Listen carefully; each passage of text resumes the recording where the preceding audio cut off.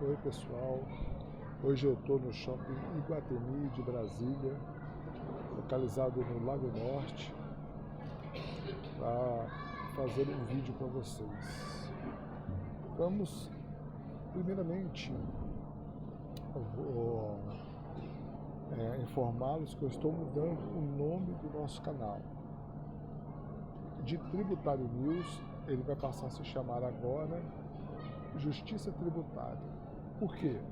Porque Tributário News é um nome muito voltado para as novidades da área tributária, muito voltado para na prática, principalmente voltado para os julgamentos mais recentes do Supremo Tribunal Federal e do Superior Tribunal de Justiça em matéria tributária. Foi isso que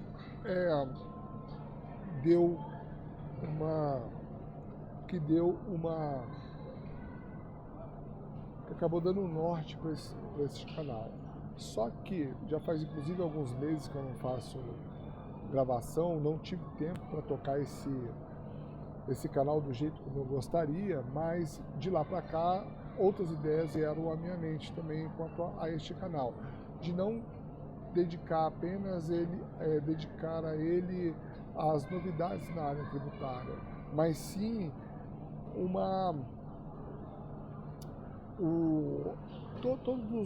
não só as notícias, mas as informações importantes da área tributária, aquilo que é de interesse para as pessoas, para os contribuintes, para os estudantes, para os colegas advogados, incluindo aqueles que são tributaristas, como aqueles que não são tributaristas, mas que gostariam de entender um pouco mais o direito tributário. Então eu resolvi primeiro mudar o nome do canal. De Tributário News vai se chamar Justiça Tributária. E voltada também principalmente, a informar o público a respeito da nossa matéria. Dar assim os conceitos básicos, apresentar o direito tributário para a população.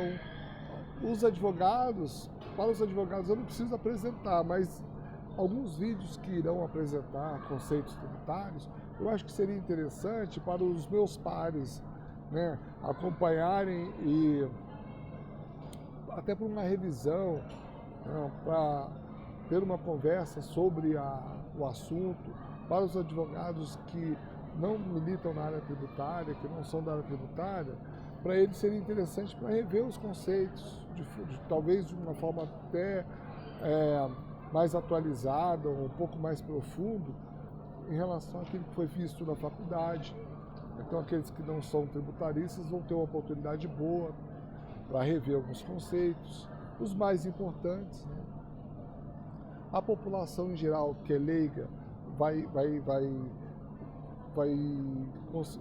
ter acesso a alguns conceitos, vai entender alguma coisa a mais de tributo, de direito tributário, assistindo alguns vídeos deste canal. Os estudantes é importante porque o que eu faço aqui também é um reforço daquilo que eles aprendem na faculdade, certo? Então assim, este nosso primeiro vídeo, em que eu vou começar com essa nova programação, esse vídeo eu vou dedicar ao estudo de apresentação do direito tributário. Mas a apresentação do direito tributário, vamos começar com uma apresentação histórica. Vamos fazer uma recapitulação histórica do direito tributário, onde é que ele começou, quais foram as primeiras manifestações do direito tributário na história do nosso país e até da história da nossa civilização, que vem lá de Portugal, que vem lá de Roma, que vem lá da Grécia, etc. Mas serão apenas flashes, só para a gente se situar, sabe, esses flashes históricos. Mas eu acho que seria interessante para a gente começar a tratar do assunto, certo? Então vamos lá. Vamos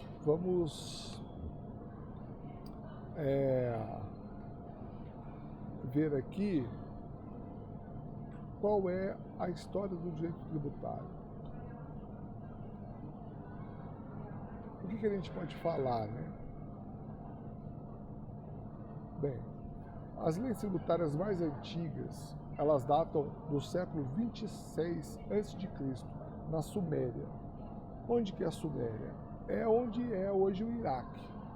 A civilização suméria, que é a mais antiga de que a gente tem notícia, ela ficava ali entre os rios, ela floresceu entre os rios Tigre e Eufrates, a do Oriente Médio. As leis tributárias do século 26 a.C., ou seja, 2500 e tanto, 2500 e pouco, antes de Cristo, foi a época em que tivemos as primeiras leis de direito tributário. Agora, se a gente correr pelo menos uns 500 anos, uns 1000 anos aí para frente, nós temos no segundo milênio, que corresponde a algo entre o ano 1000 e 2000 antes de Cristo, nós temos as leis tributárias egípcias, que também são das mais antigas. O Egito fica ali no norte da África, perto do Oriente Médio, colado no Oriente Médio. E assim, veja que eu ainda nem entrei na Europa, né?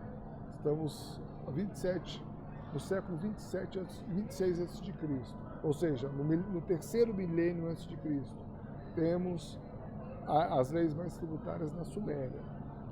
No segundo milênio antes de Cristo, temos as leis tributárias egípcias. Agora, no século VII antes de Cristo, nós temos na Grécia, nós já podemos dizer no Ocidente, já se vê um sistema fiscal do Estado cobrando tributo dos cidadãos. Ou seja, você já tem leis tributárias submetendo os cidadãos gregos, os cidadãos daquela localidade, daquele povo, daquele governo, submetido a leis, não apenas a lei, mas a um sistema fiscal, né, que pressupõe a arrecadação, uma administração pública tributária fixa, com leis fixas, fazendo montando um sistema tributário. Agentes próprios, leis próprias, diferente dos egípcios e dos sumérios, que são leis simplesmente feitas pelo soberano e impostas ao cidadão de qualquer forma, sem um sistema. É apenas uma aplicação da sua força. Já na Grécia se vê isso feito não muito diferente, mas com um sistema fiscal. Um sistema fiscal você pode entender uma administração pública fiscal cuidando da aplicação das leis tributárias do Estado grego, dos Estados gregos, né? Bem, em seguida, na história, nós temos o Império Romano. O Império Romano ele veio depois do Império Grego na história digamos, da civilização ocidental. Vemos o Império Romano. E o Império Romano cobrava tributos dos povos conquistados, que eles mantinham sob o seu poder, davam muita liberdade de crença, de costumes, de cultural e tal, mas eles cobravam tributos desses povos e cuidavam da administração pública, vamos dizer assim. Agora, dos seus próprios cidadãos, nós já podemos dizer que os romanos, eles cobravam dois tipos de tributo. O portório, que era o tributo que se pagava para o Estado romano na importação de mercadorias, e o marcelo, que é o tributo que se pagava para o consumo de qualquer bem. Então, o romano ia consumir qualquer bem, pagava um tributo que era o marcelo. o romano fazia a importação de qualquer bem estrangeiro, de qualquer mercadoria, tinha que pagar o portório. Então, isso são dados históricos, só para a gente ir vendo como é que a questão tributária foi evoluindo. Então nós temos que, com o fim do Império Romano, nós temos o quê? O início da Idade Média. Na Idade Média, ao invés dos povos, da população se organizar, os povos se organizaram nas cidades, eles se organizaram em feudos. E os feudos eram de propriedade dos senhores feudais. E os senhores feudais, eles eram dono da terra e eles recebiam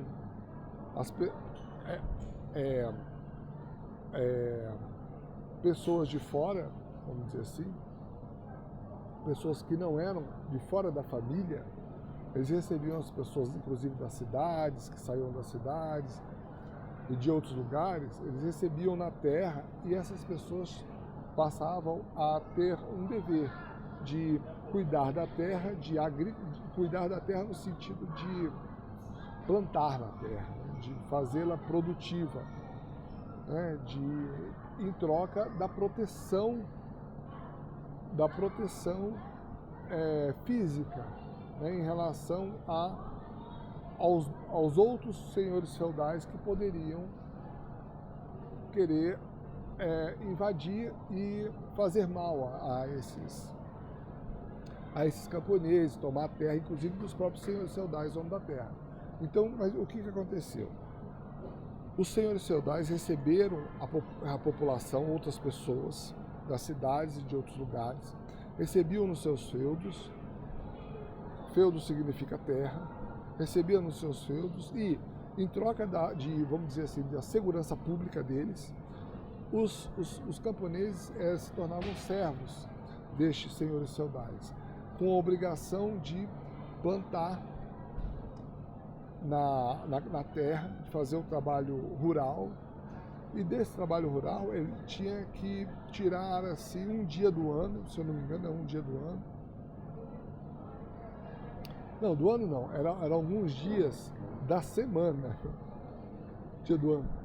Dia do ano é hoje, que para se pagar determinados tributos sindicais, né? Pelo menos era.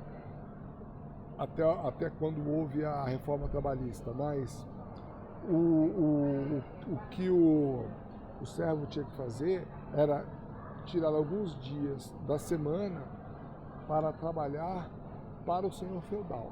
Então, o fruto do trabalho dele ia para o senhor feudal. Ou seja, trabalhava na terra destinada a cujos frutos eram destinados ao senhor feudal. Então, assim, esse trabalho era considerado, na época, uma obrigação. E ele tem uma certa natureza de tributo para aquela época, né? Hoje em dia, o tributo, como nós vamos ver, não existe tributo atual, pelo menos no Brasil, em que você paga por meio de trabalho. O tributo é sempre pago hoje no Brasil em forma de pecúnia. Nós vamos ver isso inclusive isso está dentro do conceito de tributo do artigo 3º do CTN, do Código Tributário Nacional. Mas nós estamos falando da Idade Média ainda, que vai do século V depois de Cristo ao século XV. Então, assim, de 400 e tanto a 1400 e tanto, temos isso imperando.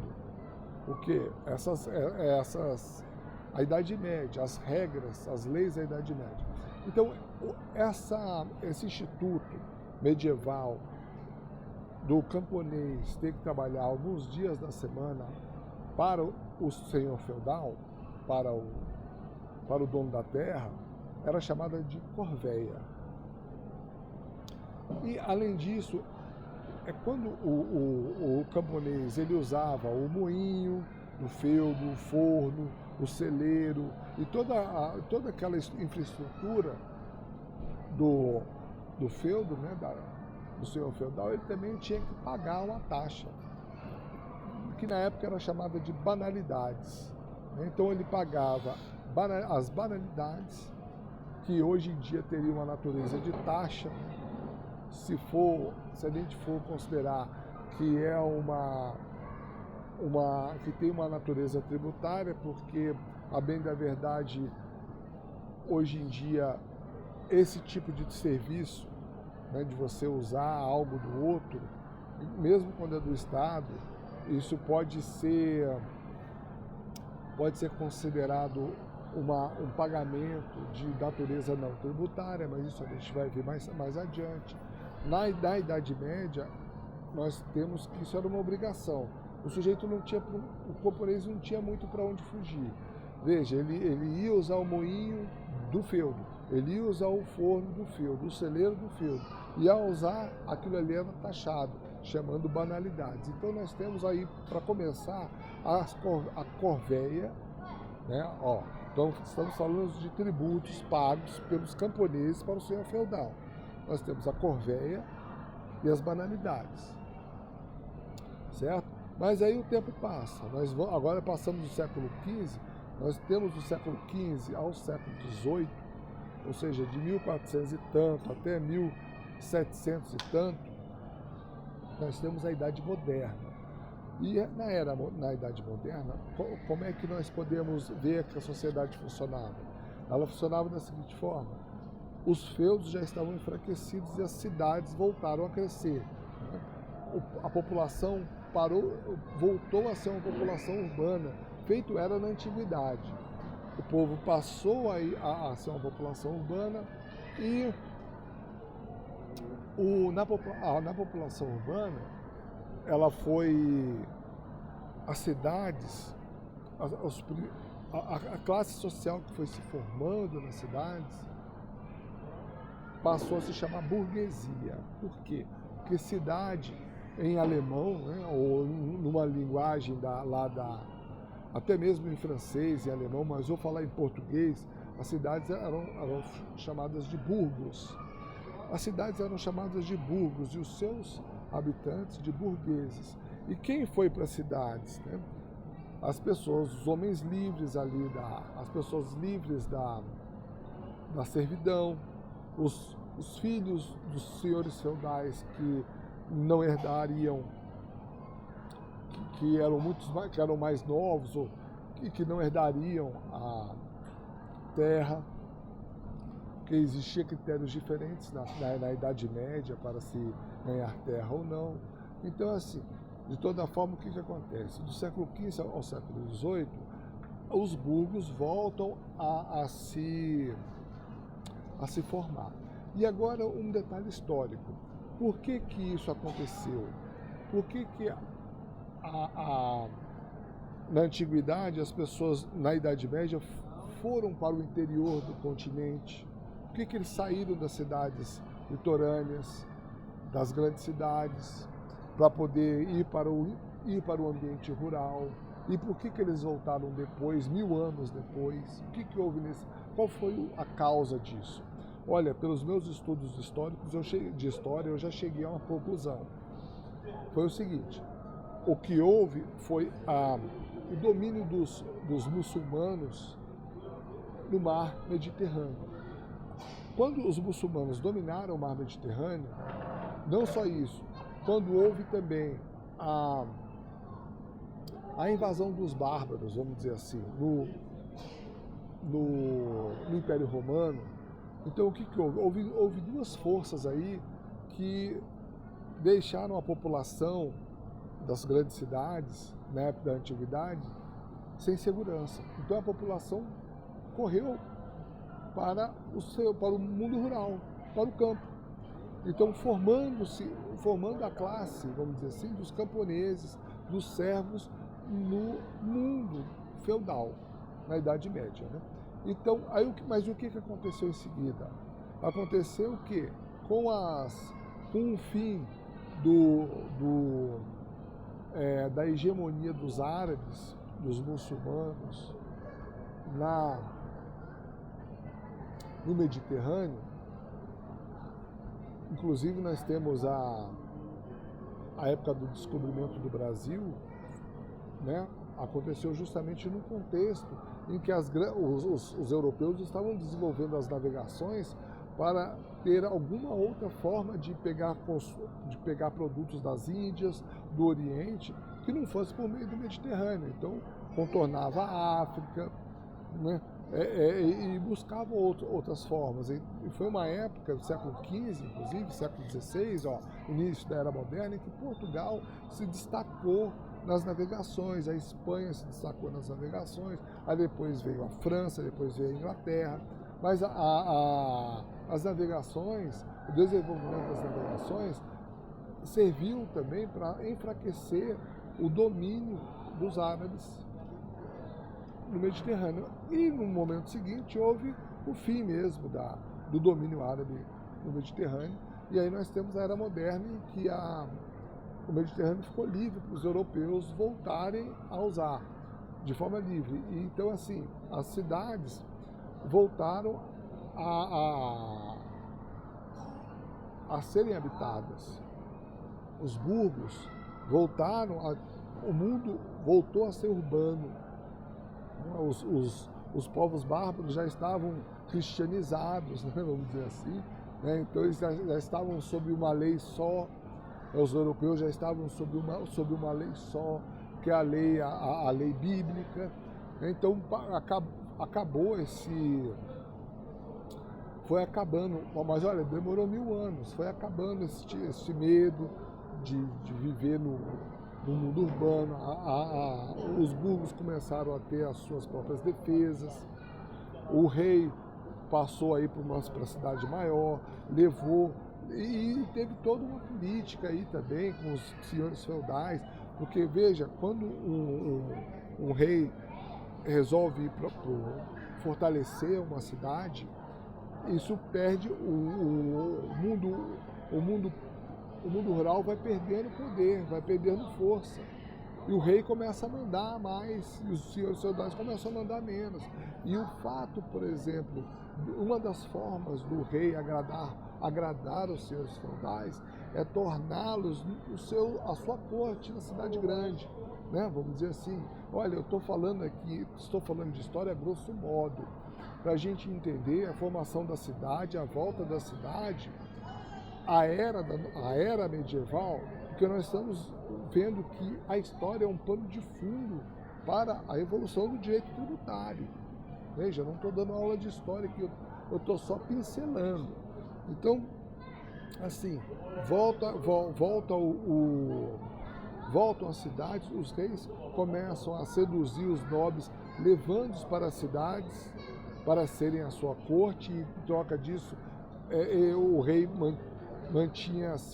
tinha uma autoridade no interior também, no campo, vamos dizer assim. Ele passava a ser um rei não só da cidade, mas de toda aquela nação reconhecida e aprovada pelos senhores feudais. Então, olha o jogo político, né? E muita gente que trabalhava muitos camponeses, viu na cidade uma oportunidade de vida melhor, inclusive da liberdade do campo, né? De ter o seu dinheiro, de poder mudar de patrão, porque veja, quando você está dentro de um feudo, você não vai mudar de patrão. Se o seu patrão for bom, bem, se ele não for bom, você se lasca mesmo, né? Eles não eram lá as melhores pessoas do mundo para os camponeses, né? É da natureza humana, né? Lamentavelmente, a pessoa pensar primeiro em si para depois pensar nos outros. Então, houve sim muita injustiça nessa época da Idade Média, e a passagem para a Era Moderna foi esperança para muita gente, e para a cidade foi esperança para muita gente. Claro que na cidade nós sabemos, existe muito engodo também, existe muita falsidade, existe muito engano, mas para muita gente foi pensando numa vida melhor. Tá, então as cidades começaram a encher de gente, né? Começaram a ficar bastante populosa. E não só com o povo, mas também com a nobreza que o rei levava para si, para poder fazer política com os senhores feudais. Então nós temos assim duas classes aí. Nós temos o povo e nós temos a nobreza. A nobreza qual é? A nobreza são justamente os senhores feudais que os reis chamaram para fazer a sua corte e para dar sustentação política para ele na cidade grande, né? E o povo eram as pessoas que simplesmente não tinham esse privilégio, né, de fazer parte da corte do rei, mas que era a população da cidade. Além disso, formou-se na Idade Média uma outra classe, que é a classe do clero, que é o quê? Os sacerdotes da Igreja Católica. Porque a Igreja Católica, ela, na Idade Média, ela foi o suporte, vamos dizer assim, foi, eu diria, suporte espiritual, mas não foi só isso, foi suporte de valores, o suporte moral, é o que deu as regras e os valores para a sociedade medieval. E essa classe, a classe ao clero, também foi bem tratada pelo rei. Ele não queria problema com o clero, então ele puxava o clero também para a cidade e tratava bem o clero.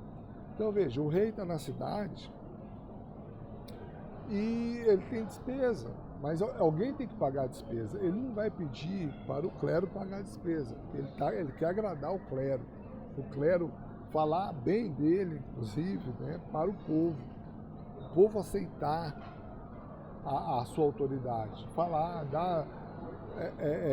Existe até hoje isso, né? O governante ele quer um lastro moral, espiritual para a sua autoridade. E o clero ele ajuda. Então não é o clero que vai pagar as contas do rei.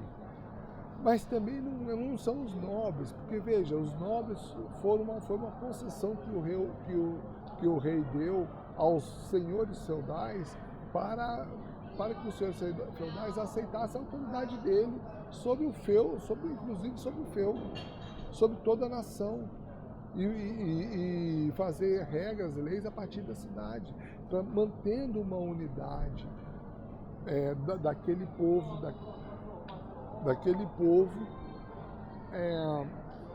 a partir de uma cidade. Então, quer dizer, não são os nobres que vão pagar a conta, mas temos nos burgos, temos o quê? Temos mercadores, temos ali os comerciantes, temos os trabalhadores, então, quer dizer, tem muita gente, o grosso, né, de uma cidade, é gente trabalhando para ganhar dinheiro, fazendo negócio. Até as pessoas que plantavam no mundo rural, elas plantam e tem ali o comércio daqueles bens, gera riqueza. Então assim, nós temos a classe, principalmente, vamos dizer assim, dos trabalhadores e dos comerciantes nos burgos, para ficar claro, para ficar mais fácil. Essas duas classes, os comerciantes e os trabalhadores, mexem com dinheiro toda hora. O trabalhador porque recebe dinheiro como seu salário, né, como pagamento do seu trabalho. E o comerciante, o mercador, recebe no negócio que ele faz com as mercadorias. Então veja, esse pessoal é ideal para pagar os tributos do rei, pagar tributo para o rei manter, inclusive o pretexto do rei manter a segurança pública da cidade.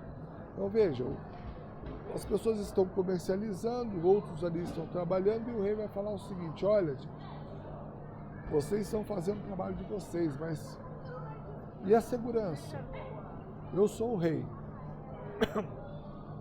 Eu preciso bancar a segurança, inclusive, de vocês. Eu sou a autoridade aqui. E aí, já com os nobres, eles têm força militar, até mesmo força militar, força policial, para obrigar os comerciantes e os trabalhadores a pagar parte do seu ganho, né, para o rei. Então veja, quem é que paga tributo na era moderna, na Idade Moderna, do século XV ao século XVIII? O povo, a burguesia, né, os comerciantes e os assalariados, os trabalhadores. Quem é que não paga? Bem, quem é que não paga? Primeiro, o rei. Segundo, o clero. Terceiro, os nobres. Então, veja, nós temos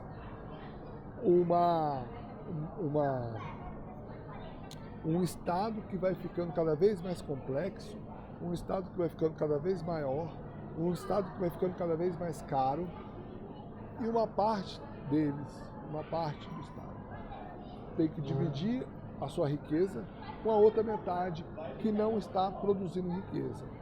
Mas que, veja, também não sejamos totalmente injustos, né, com esse pessoal. O clero está fazendo lá o seu trabalho, está dando suporte moral, espiritual para a população. E os nobres estão são responsáveis pela segurança pública e pela segurança das fronteiras. Então os nobres têm isso também, eles saem dos feudos, mas eles serão a guarda do rei. Isso num primeiro momento também, porque lá pelas tantas, no evoluir dos séculos, né, no século XVIII, a nobreza já vira uma nobreza também palaciana, né? Os nobres eles ficam ali, eles ficam requintados. Já é uma geração, as gerações posteriores, elas já não são mais guerreiras, porque os guerreiros passaram a ser o grosso dos guerreiros, vamos dizer assim, são pessoas das cidades, do povo também, que são recrutados para fazer parte da Força Nacional da época. Então veja, claro que os nobres estão sempre encabeçando ali a força militar, mas o grosso é o povo. E muitos dos nobres ficam ali palacianos mesmo. Vivem na corte, vivem nos palácios, bem tratados, né, com as contas pagas, recebendo dinheiro do Estado, e sem pagar imposto. Bem, chega uma hora em que o povo, principalmente os mais enriquecidos, né, a burguesia, vamos chamar de burguesia nesse momento agora apenas os comerciantes, porque embora os trabalhadores sejam burgueses no sentido amplo, porque afinal de contas eles andam para a cidade, eles não formam a elite econômica da cidade. Quem manda nas cidades, quem manda ali são os donos, os mercadores, os donos do negócio, não os trabalhadores. Os trabalhadores eram insuficientes como são até hoje. Mas bem, estão lá os burgueses, ou seja, os comerciantes enriquecidos. Eles dão uma olhada na vida do rei, na vida dos nobres, do clero, e falam assim, poxa, nós estamos pagando, nós dividimos o lucro do nosso negócio, nós que investimos no Estado, nós que investimos na nação, no povo, né, nós dividimos os nossos lucros para esse pessoal inútil aí, que não é inútil nada, mas cá para nós, né, nós podemos dizer que houve aí um desequilíbrio. Um pessoal que não faz nada ali, os nobres, é o rei, a nobreza, e o clero, para eles fazem pouco, né? Mas veja, o clero tem uma participação importante, porque é ele que dá consciência moral para a população, né? Não se brinca com o clero, em momento nenhum. Mas esses burgueses ficaram mordidos, porque eram eles que pagavam a conta. Então, teve inclusive um rei francês que falou o seguinte, deu uma declaração nessa época da Era Moderna, falou assim, eu quero mais que os clero reze, que o nobre morra pela pátria e que o burguês pague a conta. Na verdade, falou que o povo pague a conta, né? Então, olha a frase que saiu da boca de um rei francês na era moderna. Não sei dizer qual, posso até depois dar uma olhada e dizer para vocês qual foi o rei que falou isso. Mas ele disse o seguinte, mas é fácil de achar na internet. Eu quero mais é que o clero reze, que o nobre morra pela pátria e que o povo pague a conta. Na cabeça desse rei estava bem claro a divisão das classes e quem era o quê, qual era a função de quem. E veja que a função do nobre é morrer pela pátria, né? Veja que ele era assim um oficial militar, vamos dizer assim, e que a função do povo era pagar tributo. Então essa era a mentalidade do rei da era moderna. Mas isso tudo começou a acabar com o quê? Com as revoluções burguesas. Primeiro, com a Revolução Gloriosa na Inglaterra, em 1688. Com a Revolução depois, com a independência dos Estados Unidos em 1776. E, finalmente, com a Revolução Francesa, em 1789 até 1799. O que aconteceu, então, gente, com essas revoluções burguesas? A burguesia revoltou-se contra o fato dela pagar imposto, assim, tributo. Ela paga tributo e não apita nada no Estado, ela não tem nenhuma força política.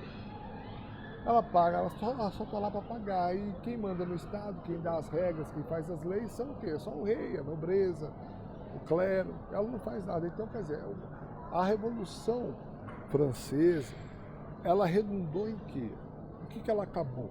Ela acabou tornando os países europeus, antes a Inglaterra com a Revolução Gloriosa e os Estados Unidos, que é uma história à parte, mas que faz parte deste contexto. A partir da Revolução Francesa, o que aconteceu foi o seguinte, olha, rei,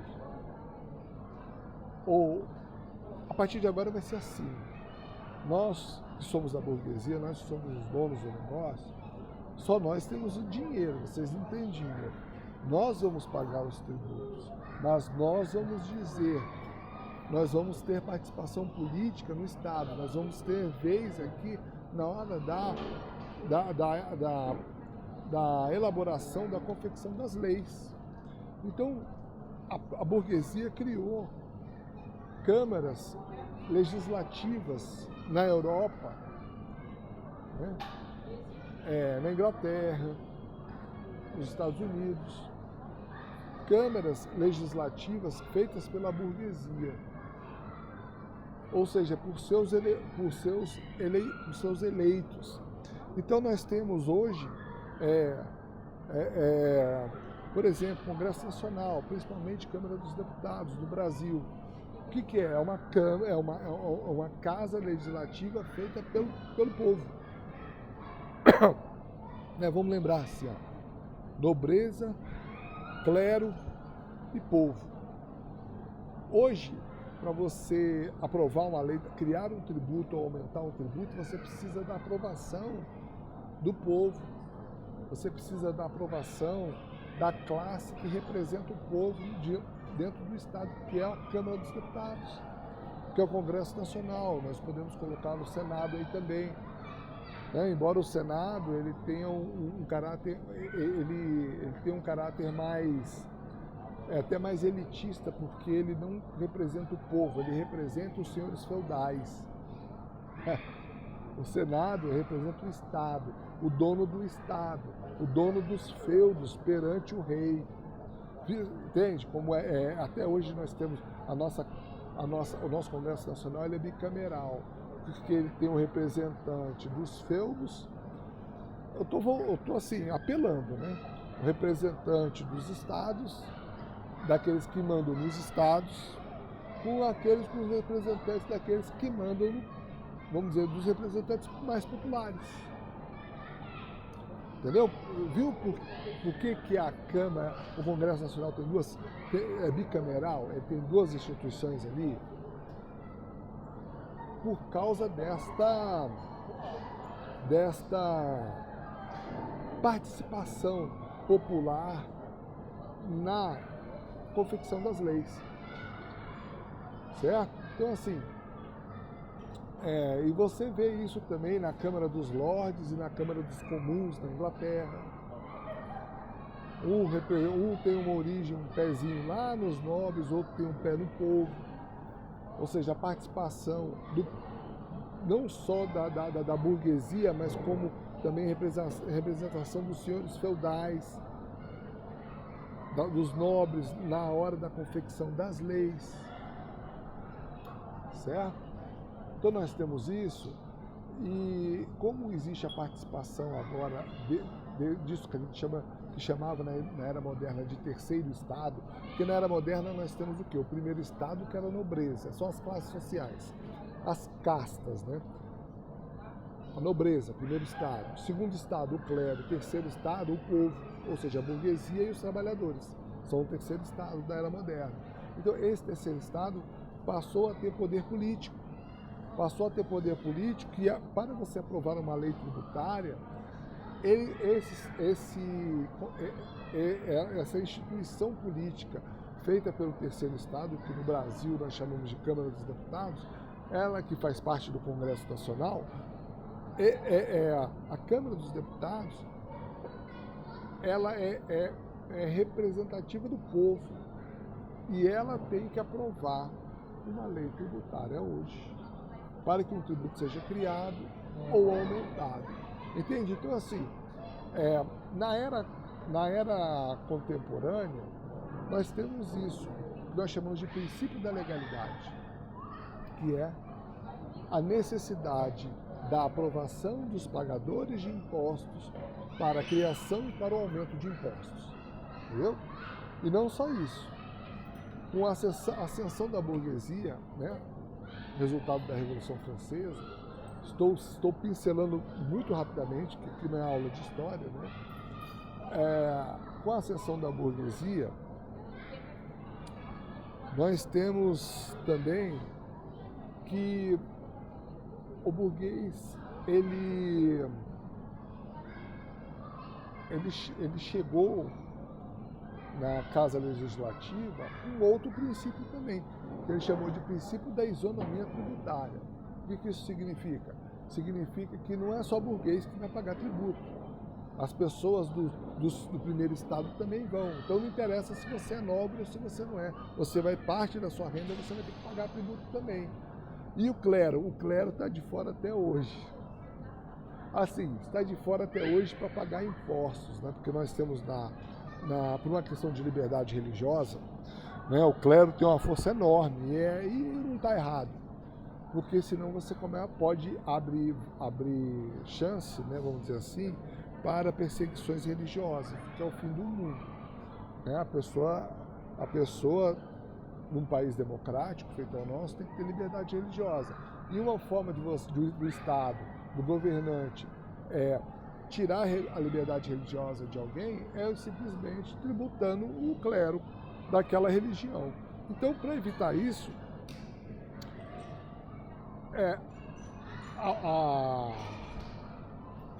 os templos de qualquer natureza, de qualquer culto e religião, são imunes a impostos. Nós vamos ver isso. Inclusive está no artigo 5º da Constituição. Ou está no artigo 5º ou no 150, alguma coisa. Mas eu tenho que ver melhor. Né? Agora eu posso estar fazendo uma confusãozinha. Mas a imunidade tributária, a imunidade está no artigo 150 e alguma coisa. Eu vou até pegar isso agora porque é algo que eu sabia de cor, mas eu vou ver para você aqui, porque isso aí eu tenho que falar direitinho.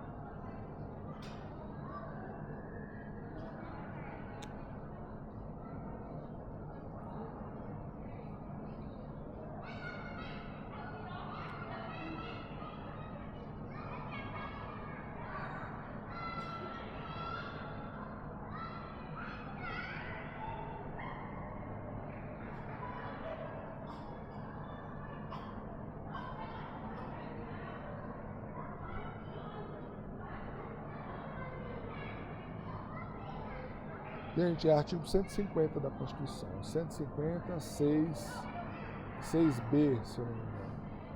Artigo 150, 6b.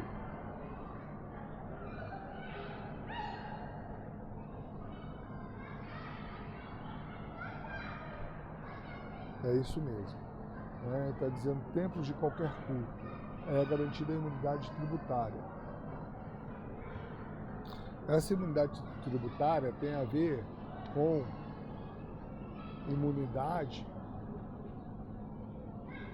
de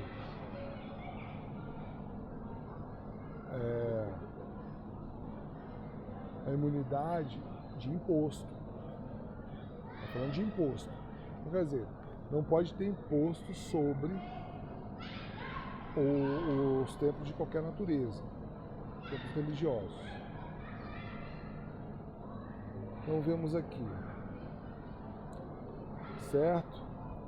Bem, e o principal foi isso. Eu tenho, considerando a evolução do direito tributário, o que nós podemos dizer? Já falei uma questão histórica. Nós temos o quê? Bem, o direito tributário, quando você tem as primeiras leis tributárias lá no Egito, lá na Suméria, até mesmo na Grécia, nós vemos o quê? São leis colocadas de cima para baixo. Quando nós temos também lá na Idade Média, o senhor feudal, ele aplica a lei dele de cima para baixo, corveias, banalidades, tudo que ele quer ele coloca. Depois, quando nós vamos ver na Era Moderna, nós vemos o que também? Nós vemos que a burguesia, o povo, o terceiro estado, paga a conta. Então o rei vai lá, faz lá uma lei e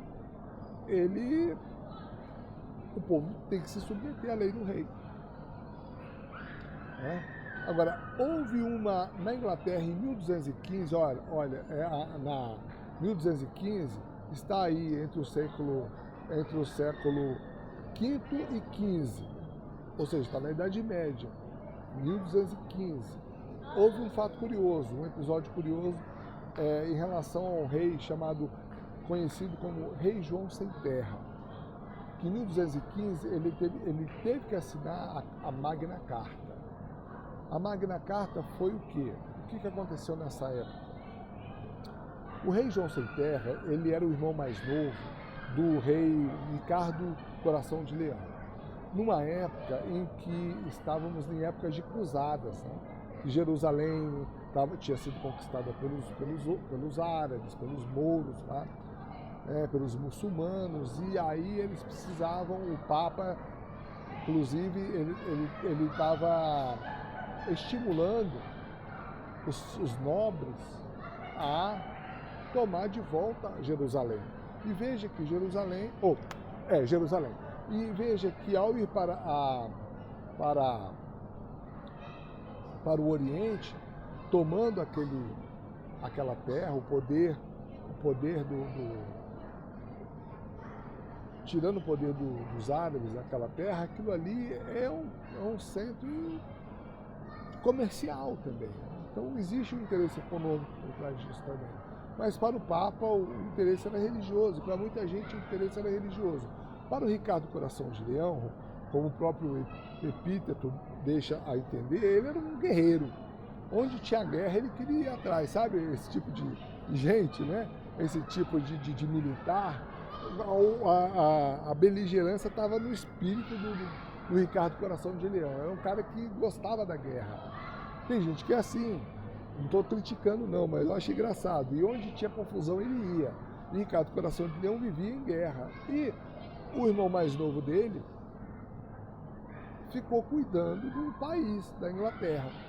E aí o que aconteceu? O irmão dele, o rei João, ele começou a querer consolidar o seu poder na Inglaterra. E para isso ele já arrecadava tributos para mandar para o irmão dele, né, que estava na guerra. Mas ele precisava de mais para fazer um exército próprio, para impor sua autoridade. E aí o que ele fez? Ele aumentou a carga tributária em relação aos nobres. Então ele levava mandava os agentes dele lá da coroa para os feudos da Inglaterra, cobrando mais tributo, porque o rei estava precisando. E aí teve uma, se não me engano, a revolta dos barões, que foi o quê? Os barões se reuniram e falaram, não, esse rei João aí, ele tá explorando demais, vai quebrar a gente, tudo aquilo, a gente vai ficar na miséria. E resolveram declarar a independência lá em relação ao rei, né? A Inglaterra se dividir toda. Mas aí o que o rei fez? O rei João, conhecido como João Sem Terra, o que ele fez? Ele diplomaticamente resolveu fazer o seguinte: olha, eu estou precisando de mais dinheiro, de mais tributo. Só que vamos fazer o seguinte, né?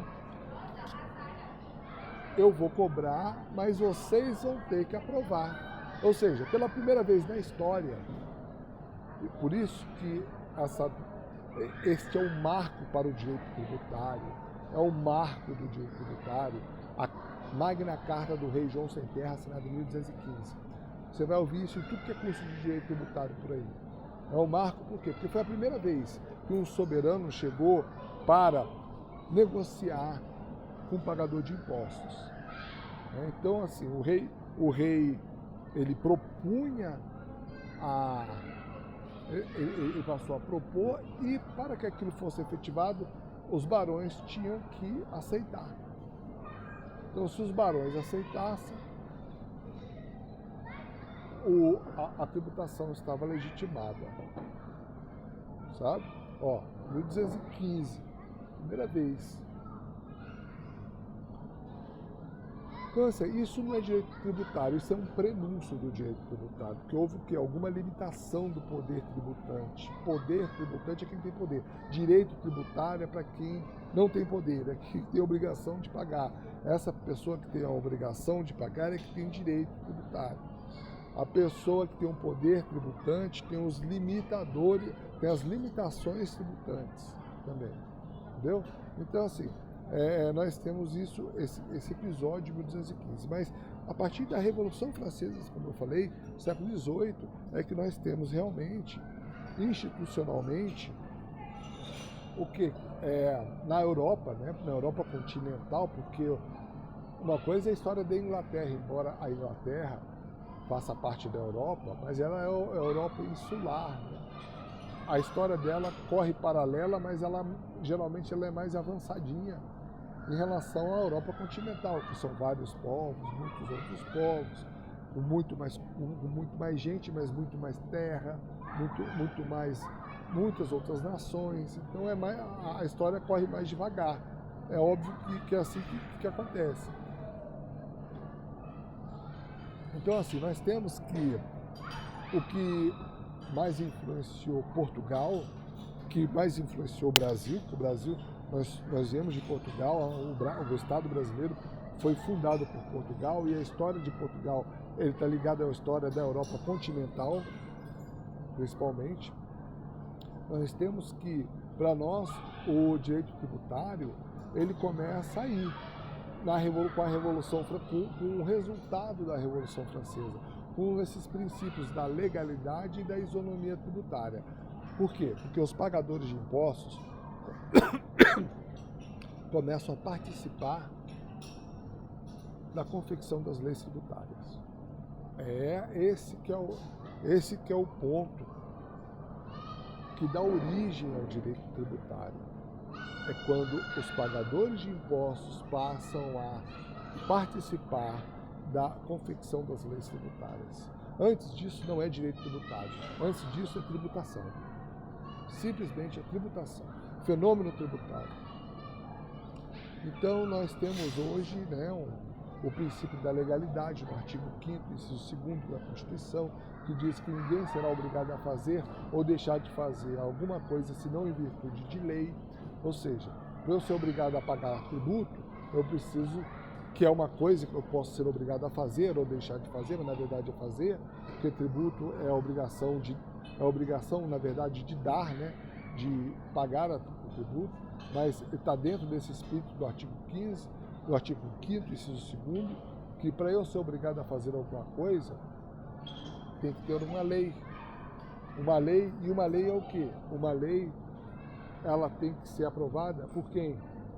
Pelo jurisdicionado. Como? Por meio das suas casas legislativas, por meio de uma casa popular, representantes do povo. Então não é o Poder Executivo que solta uma lei de cima para baixo. É preciso que o meu deputado participe da aprovação da lei. Veja, esse é o espírito. E tem outra coisa, o princípio da isonomia. O princípio da isonomia hoje, nós temos, está no artigo 150, inciso 2º da Constituição Federal de 88, diz o seguinte: sem prejuízo de outras garantias asseguradas ao contribuinte, é vedado à União, aos Estados, ao Distrito Federal e aos municípios. Inciso 2º, instituir tratamento desigual entre contribuintes que se encontrem em situação equivalente, proibida qualquer distinção em razão da ocupação profissional ou função por eles exercida, independentemente da denominação jurídica dos rendimentos, títulos ou direitos. Isso é o quê? Isso acaba, enterra, né, aquela ideia de que nobre não paga tributo. Né? Não importa quem é você, não importa a sua ocupação profissional, seu título de nobreza. Não está escrito título de nobreza aqui, porque nem existe mais. Né?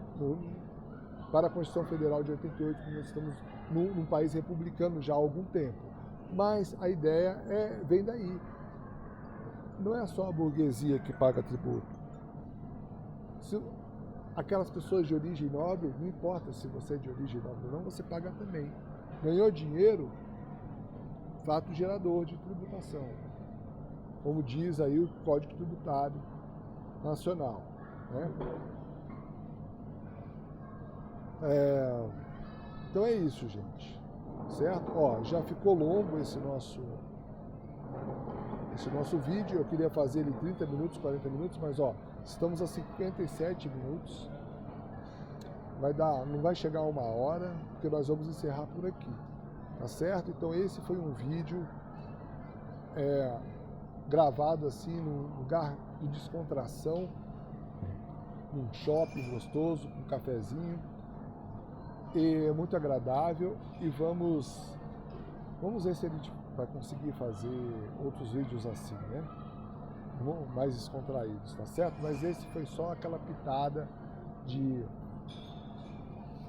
histórica, que no próximo vídeo eu pretendo começar com vocês a desenvolver, a expor o conceito de tributo, quais são os tributos,